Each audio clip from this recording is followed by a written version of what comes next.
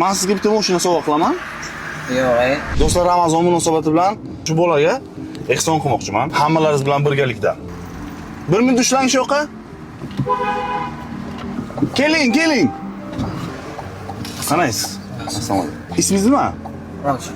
Ravshan? Mehnatda, yakshanba kuni. Har kun mehnat. Gap yo'q, addish. Necha yoshsiz? Hamma yakshanba dam olibdi-ku. Onangiz, otangiz borlarmi? Borlar. Hozir ishingiz tugaydimi shundan keyin yoki yana ishlaysiz? 8-9 gacha ishlaysiz. Bir kunga qancha topasiz? 4 soat ishlasam 100 ming, 120 ming.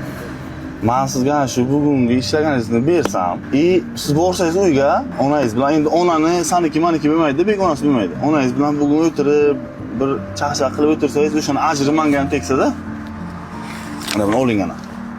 Men sababchi Xudodan emas. Men hech kimman. Turaman o'zi nima uchunligini. Oling, men sizni tushuntiraman.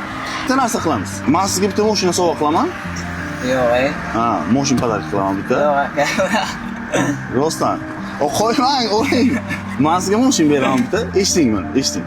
Men hech qanaqa reklama bunaqa oladigan bloger emasman. Men biznesmenman. Sizga bitta mashina sovg'a qilaman. Men emas.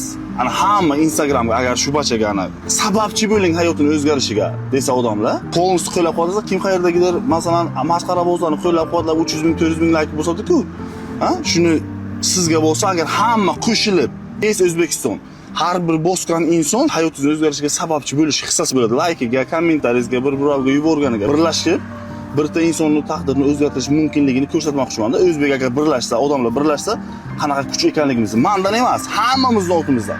Ana shu videoga kim like bosadi, kommentariy yozadi, bir-biriga yuboradi, o'sha shu ehsonga deymizmi, shu narsaga hamma hissasini qo'shgandek bo'ladi. Sizga keyin men o'sha narsani topshiraman. Nomeringizni berasiz menga, men sizga mashina beraman. Tashakkuringiz. Gazmi? Tamam.